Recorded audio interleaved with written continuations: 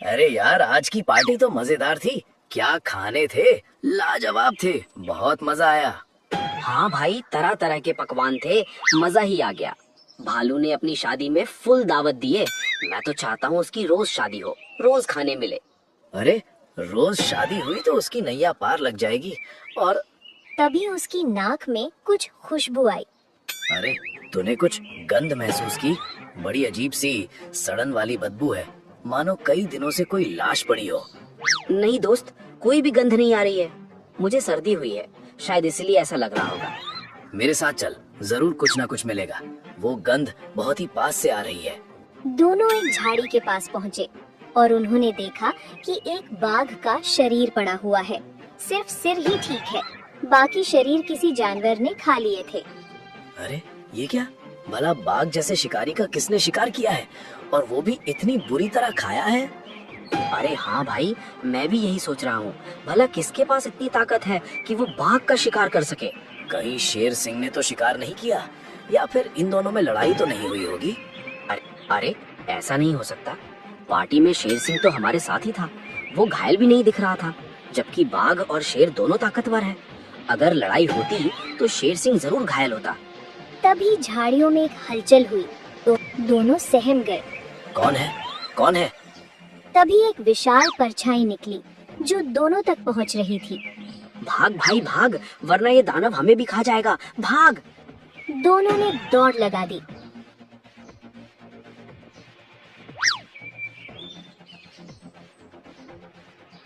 और अगले दिन शेर की सभा में, महामंत्री, जंगल में इतनी अशांति क्यों है? क्या हो गया है? हमें कोई अनहोनी का डर महसूस हो रहा है। जी महाराज, जानवरों ने खास सभा बुलाई है। उनकी बहुत बड़ी परेशानी सामने आई है। आप कुछ देर रुकिए, सभी प्राणी आते ही होंगे। एक एक करके सभी आ जाते हैं। क्या बात है? आप लोगों ने ये सभा क्यों बुलाई है? क्या बहुत बड़ी परेशानी आ गई है? जंगल में जानवर गायब हो रहे हैं, कोई सबूत नहीं मिलता, ना ही उस प्राणी के निशान। और कुछ दिनों पहले भेड़िया और सियार ने एक बाघ की लाश देखी थी, जिसे बहुत ही बुरी तरह मारा गया था। जी महाराज, ये सत्य है। मैंने और भेड़िए ने उसे देखा था, और फिर हमने एक विशाल परछाई भी देखी।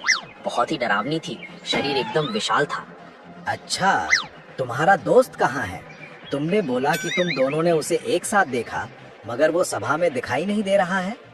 बेचारा डर के मारे घर में छुप गया है, बुखार हो गया है, उसे हर जगह बस वही दिखाई दे रहा है। आप सभी चिंता मत कीजिए, मैं जल्द से जल्द उसे पकड़ लूंगा। कोई भी मेरे शिकंजे से बच नहीं सकता।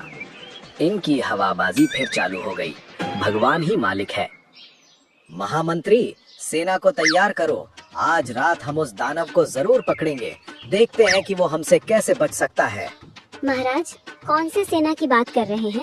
सेना के नाम पर मैं और गिने हुए कुछ जानवर ही हैं जो जंगल पर निगरानी कर रहे हैं, और दानव का नाम सुन के वो भी घबरा रहे हैं। तो फिर जाओ, ऐलान कर दो। शेर सिंह किसी से नहीं डरता, चाहे वो दानव क्यों ना हो। ऊंची ऊंची बातें करने से कुछ नहीं होगा। चलिए देखते हैं असल में कोई जानवर है या कोई हमें बेवकूफ बना रहा है। चलिए। दोनों रात में चले जा रहे थे। थोड़े दूर चलने के बाद अजीब दुर्गंध आने लगी। अरे, कैसी सड़ी गली दुर्गंध आ रही है, जैसे कोई जानवर कई दिनों से मरा हुआ हो। लोमड़ी, क्या तुम्हें भी वही खुशबू आ रही है? अरे हाँ हाँ महाराज, मुझे भी वही खुशबू आ रही है। लगता है नजदीक ही कोई जानवर में हुआ है। चलिए थोड़ी नजदीक चल के देखते हैं। दोनों नजदीक जाने लगे। पास जाकर देखते हैं कि एक मरा हुआ भैंस है, जिसकी खोपड़ी सही सलामत है, मगर बाकी शरीर किसी ने बुरी तरह नोच लिया था। वो देखकर दोनों डर गए। भैंस का इतना भयानक हाल किया है। सियार सही कह रहा था, वो जानवर खूंखार है, हमें सतर्क रहना चाहिए। हाँ महाराज, रात भी बहुत हो चुकी है। मुझे लगता है वो विशाल खूंखार शिकारी आसपास होगा। चलते हैं यहाँ से। नहीं नहीं, हमें इसका राज बाहर लाना है। हमने जानवरों से वादा किया है, अगर ऐसा नहीं किया तो मेरी थू-थू हो जाएगी। तभी झाड़ियों से एक विशाल परछाई बाहर आई, जिसे देखकर दोनों बहुत डर गए। महाराज, हिम्मत रखिए, अब हमें लड़ाई के लिए तैयार रहना है। होश संभाल के रखिए। फिर झाड़ियों से एक चेहरा बाहर आया, जिसका मुंह खून से लथपथ था। अजीब मुस्कान थी। उसे देखकर दोनों बहुत डर गए। महाराज भागिए, ये बहुत ही खूंखार जानवर है, अपनी जान बचाइए महाराज। अरे किससे बात कर रही हो? मैं पहले ही भाग चुका हूँ, तुम भी भाग लो। फट्टू महाराज कहीं के मुझे छोड़ के भाग गया। भाग बसंती भाग, वरना तुझे ना वीरू मिलेगा ना जय मिलेगा। जानवरों को अगली सुबह मेरी लाश मिलेगी। दोनों दम लगा के भाग गए, सीधे गुफा में घुस गए। अगले दिन कुछ जानवर गुफा के पास पहुँचे। अरे महाराज कहाँ हैं? आज सभा नहीं ली, हमें जानना है कि उन्होंने उस दानव के बारे में पता लगाया कि नहीं। अरे एक नंबर का फट्टू राजा है, मैंने आज तक इतना कायर राजा नहीं देखा। कल हम इसे पकड़ने गए थे, हमने देखा कि एक खूंखार ऊंट जिसने एक भैंस का शिकार किया था हमारे सामने आ गया, और ये महाराज उससे लड़ने के बजाय दुम उठा के भाग गए और मुझे भी वहीं छोड़ दिया था। किस तरह जान बचा के आई हूँ। अच्छा, इसका मतलब वो एक ऊंट है। लेकिन अजीब बात है, जहाँ तक मैं जानता हूँ एक ऊंट कभी मांस नहीं खाता और ना ही कोई शिकार करता है। तो फिर वो कैसा ऊंट है? ये मांसाहारी ऊंट होगा, क्या पता उसे मांस बहुत पसंद हो। मैंने एक जमाने में सुना था कि एक ऐसा जानवर था जो शाकाहारी के बीच रहकर उनका ही शिकार करता है और हमेशा छुपा रहता है, कभी पकड़ में नहीं आता। ये तो बहुत बड़ी मुसीबत है, हमें कोई बढ़िया उपाय करना चाहिए ताकि इस दानव को पकड़ा जाए। सभी प्राणियों ने एक प्लान बनाया। उन्होंने एक जाल बनाने की योजना बनाई। तो प्लान ये है कि ये बकरा रात को घूमने निकलेगा और हम सब झाड़ियों में छिपे रहेंगे, और जैसे ही वो दानव ऊंट आएगा हम उसे दबोच लेंगे। अरे भला मुझे चारा घोटाले की तरह क्यों यूज कर रहे हो? अगर तुम सब भाग गए तो मैं उसका चारा बन जाऊंगा। मैं ये नहीं कर सकता। विश्वास कर यार, तुझे कुछ नहीं होगा क्योंकि तू हीरो है और हिंदी फिल्मों में हीरो को कुछ नहीं होता। लगता है तूने शोले फिल्म नहीं देखी है भाई। लास्ट में हीरो जय मर जाता है और ठाकुर की बहू जो पहले से विधवा है वो फिर से विधवा हो जाती है। बकरा सही कह रहा है, मैंने शोले देखी है। वीरू बसंती के साथ भाग जाता है बिना अपने दोस्त का अंतिम संस्कार किए। तू इसे क्यों डरा रहा है? बात हो चुकी है, बकरा ही मोहरा बनेगा। हम सब फैल जाएंगे, सब शांत रहेंगे, सही समय का इंतजार करेंगे। सभी के कहने से बकरा राजी हो जाता है और एक जगह पर खड़ा हो जाता है। सभी जानवर झाड़ियों के पीछे छुपे थे। हे भगवान, आज बचा लेना। 21 बार आपका नाम लूंगा और ये जंगल छोड़कर चला जाऊंगा। ये जानवर मेरे नाम का सौदा करते हैं, कहाँ फंस गया हूँ मैं। रात भर सभी प्राणी इंतजार करने लगे, लेकिन वो दानव ऊंट अभी तक नहीं निकला। सुबह हो गई, सब इंतजार करके थक गए। चलो चलो, लगता है उस ऊंट को भनक लग गई थी, किसी और दिन हम उसको जाल में फंसाएंगे। सभी चले गए, मगर गधा उस जगह के आसपास कुछ ढूंढने लगा।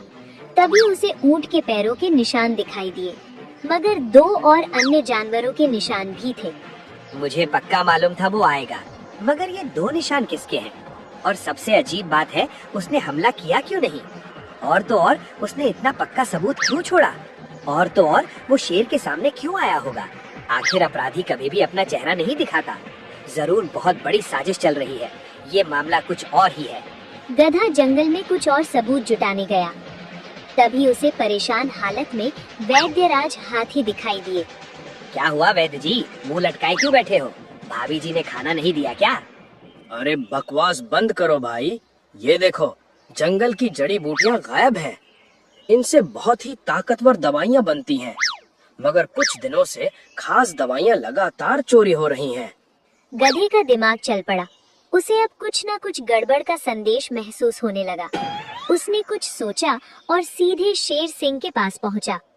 शेर महाराज, मेरे साथ चलिए। मैंने एक योजना बनाई है जिससे हम उस खूंखार ऊंट को पकड़ सकते हैं और उसका पर्दाफाश कर सकते हैं।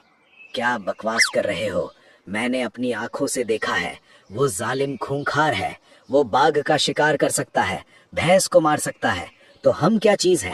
हम उसे नहीं पकड़ सकते। ये ख्याल दिमाग से निकाल दो। एक बार मेरी योजना सुनिए, फिर आपको खुद ब खुद मालूम हो जाएगा कि वो कौन है और किस लिए आया है। गधा उसे अपनी एक चाल समझाता है और शेर सभा बुलाकर ऐलान करता है। मेरे साथियों, खूंखार ऊंट की दहशत बढ़ती जा रही है। जानवर गायब हो रहे हैं, कोई उसे पकड़ने की सारी कोशिशें विफल हो रही हैं। इसलिए सभी जानवर ध्यान दें, जब तक वो पकड़ा नहीं जाता कोई भी रात में बाहर नहीं निकलेगा। सभी ने शेर की बात मानी और शाम होते ही जंगल वीरान हो जाने लगा। कुछ दिन बाद महाराज, महाराज चलिए, अब समय आ गया है। जरूर वो जंगल में बेफिक्र होकर घूम रहा होगा। चलिए उसे पकड़ते हैं। दोनों दबे पांव घूम रहे थे, तभी उन्हें कुछ खाने की आवाज आई। पास जाकर देखा तो वही खूंखार ऊंट मांस खा रहा था, मगर उसकी बॉडी बहुत ही अलग थी, जिसे देखकर दोनों हैरान थे। ये कैसा प्राणी है? बहुत ही भयानक दिखाई दे रहा है। इसकी बॉडी अलग है, मुंह और पैर तो बिल्कुल ऊंट की तरह है। चल गधे, इस पर हमला कर देते हैं। रुकिए महाराज, अभी तो और राज बाहर आएगा। देखते रहिए कि आगे आगे क्या होगा। तभी दो भेड़िए वहां आ पहुंचे। उसे देखकर शेर दंग रह गया। जग्गा और काला, ये दोनों क्या करने आए हैं? बाप रे, ये तो मेरे सबसे बड़े दुश्मन हैं। जरूर इन्होंने इस दानव को बुलाया होगा ताकि मेरा जंगल बर्बाद हो जाए। अरे कहाँ मर गए थे? बिना पंजों और बिना चेहरे के इस गैंडे का मांस फाड़ना आसान नहीं है। जल्दी से ये मुखौटा निकालो और मेरे साथ काम करो। अभी इस जंगल में और दहशत फैलानी है। जब जग्गा ने मुखौटा निकाला, दोनों दंग रह गए। वो जंगल का भेड़िया था जिसने ऊंट की खाल पहन के जानवरों को डरा रहा था। ये वही भेड़िया था जिसने ऊंट की परछाई देखने की बात कही थी। शेर और गधे झाड़ियों से बाहर आ गए। उसे देखकर जग्गा और कालू मौका देखकर भाग गए, मगर भेड़िया नकली ऊंट का खुर पहना था, भाग नहीं पाया और धड़ाम से नीचे गिर गया। दुष्ट भेड़िए, तेरी इतनी हिम्मत! जिस थाली में खाता है उसी में छेद करता है। बता, तूने ये सब क्यों किया? बोल, वरना अच्छा नहीं होगा।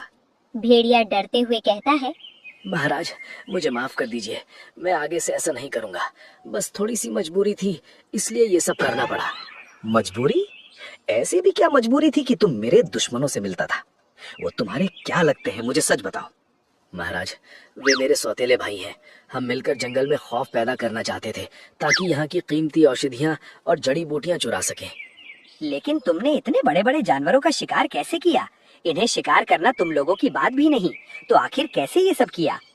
हमने पहले से मरे हुए जानवर ढूंढे या जो मरने के कगार पर थे, फिर उनके शरीर का ऐसा हाल किया और जानबूझकर सिर को सही सलामत छोड़ा ताकि सब डर जाएं और घरों में छुप जाएं। मगर तुम्हें ये दवाइयाँ क्यों चाहिए? भला ऐसा क्या हुआ है कि तुम्हें ये सब चाहिए? मेरे भाइयों के जंगल में महामारी फैल गई है। सभी जानवर बुखार से तड़प रहे हैं।